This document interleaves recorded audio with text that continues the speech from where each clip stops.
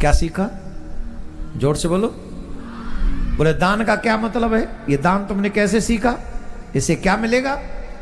बोले महाराज, मनुष्य जो मृत्यु लोक में जाता है, उस मृत्यु लोक में, इस मृत्यु लोक को कहा जाता है कर्म भूमि। मनुष्य जैसा कर्म करता है उसे वैसा ही फल मिलता है।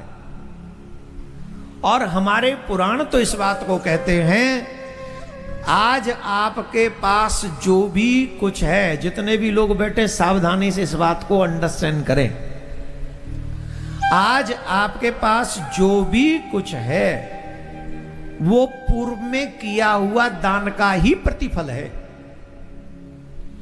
आज अगर आपके पास में 4 कमरों का घर है तो आपने निश्चित किसी के लिए कभी झोंपड़ी बनाई होगी, तब आपके पास ये घर है। आप अगर अच्छे वस्त्र पहन रहे हैं तो कभी तो आपने किसी निर्धन को वस्त्र पहनाए होंगे। अगर आप भोजन कर रहे हैं, आपके भोजन में कोई असुविधा नहीं है, तो आपने कभी न कभी पूर्व जन्म में दीनहीनों को भोजन कराया होगा, जिसका प्रतिफल आज आपके पास पर्याप्त संसाधन है। एक वीडियो में हमने कहा था, किसी के पहने हुए वस्त्र नहीं पहनने चाहिए। तो दूसरे व्यक्ति ने हमको उपदेश दिया, बोले आप ये कहना चाहते हैं कि जो सर्दियों में गरीब लोग बैठे हैं, ये बैठे, उनको हम अपने वस्त्र नहीं दे सकते? मैंने ऐसा तो उस वीडियो में कहा ही नहीं। पहली बात, अगर आप किसी की सहायता करना चाहते हैं तो प्रयास ये कीजिए, मैं अपने पहने हुए वस्त्र ना दूं किसी को दान में। पहला प्रयास। अगर आप अच्छे हैं तो 10, 20, 50 जोड़ी कपड़े लीजिए, सर्दी में किसी को पहनाइए, अच्छी बात है, जितना कर सकते हो करो। अगर वो सामर्थ्य नहीं है, आप नहीं कर सकते, तो ऐसे लोगों को आप अपना पहना हुआ वस्त्र भी दे दें, तो उसमें मैंने मना नहीं किया। लेकिन पहला ऑप्शन, बेस्ट ऑप्शन है, आप किसी को अपना पहना हुआ नहीं बल्कि नए वस्त्र खरीद कर उसको पहना है, ये ज्यादा अच्छा है। तो आप और हम, देखो एक बात सुनो, एक भक्त गए संत के पास में, श्रेष्ठ संत के पास में, और उन्होंने कहा महाराज भगवान के यहां अन्याय है। बोले अन्याय क्यों है?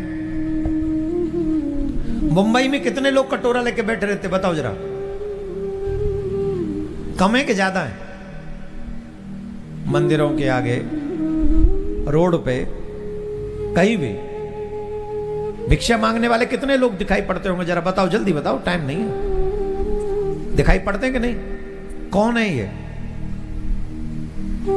ये लोग कौन है? ये भिखारी नहीं है, ये लोग सेठ लोग हैं। मजाक नहीं कर रहे, एक प्रमाणित संत की बात बता रहा हूं मैं आपको, ऐसे सरल ऐसे नहीं कह रहा हूं मैं कि चलो दे भैया मैं लठ नहीं, प्रमाणिक बात बता रहा हूं। एक प्रमाणिक संत के मुख से हमने सुनी ये बात। एक व्यक्ति गए भगवान संत के पास, वो संत बहुत पहुंचे हुए थे, भूत भविष्य भी देख लेते थे। तो संत उस व्यक्ति ने कहा, बोले महाराज हमको ऐसा लगता है भगवान बड़ा निर्दयी अन्यायी है। बोले क्यों? निर्दयी क्यों, अन्यायी क्यों है?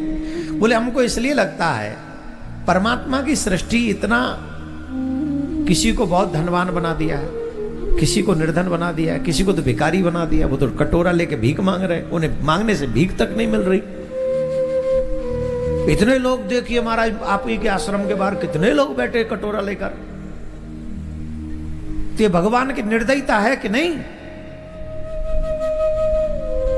भगवान निर्दयी है कि नहीं? महात्मा ने कहा तुम इनका पिछला जन्म नहीं देख सकते, मैं इनका पिछला जन्म देख रहा हूं। बोले आप देख रहे हैं? बोले हाँ।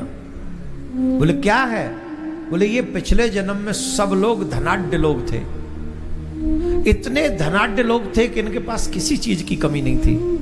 तो बोले इतने धनाढ्य होने के बावजूद भी ये कभी कोई दान नहीं करते थे, कभी कोई दान नहीं करते थे, और दान न करने के कारण इस जन्म में, क्योंकि देने की आदत तो इनकी कभी रही नहीं, तो जब देने की आदत नहीं रही तो ऐसा कर्म नहीं कर सके जिसके कारण इन्हें पुनः प्राप्त हो सके। तो पिछले जन्म के सेठ इस जन्म के भिखारी हैं, कटोरा लेकर बैठे हुए हैं, मांग रहे हैं। और कई लोग मांगने पर भी इनको नहीं देते। क्यों? क्योंकि इन्होंने कभी दिया ही नहीं। ये पूरी सृष्टि देने पे टिकी है। अग्निदेव ताप देते हैं, पवन देव शीतलता देते हैं, जलदेव तृप्ति देते हैं, शीतलता देते हैं, पृथ्वी आसरा देती है, आकाश संरक्षण देता है। देने पे ही टिकी है, दया पे ही, दान पे ही टिकी है। बिना दान के मनुष्य का कल्याण हो ही नहीं सकता। और दान, अच्छा, हमारे धर्म में दान की एक विशेष बात बता रहे हैं आपको। अगर हम अपने शास्त्रों की बात माने तो व्यक्ति को अपनी कमाई का 10वां हिस्सा दान करना चाहिए, धर्म की रक्षा के लिए रखना चाहिए। 10वां हिस्सा, इसको बहुत ध्यान से समझिएगा। आप किसी भी धर्म के लोगों के पास चले जाइए, उनकी प्रचुर अवस्था में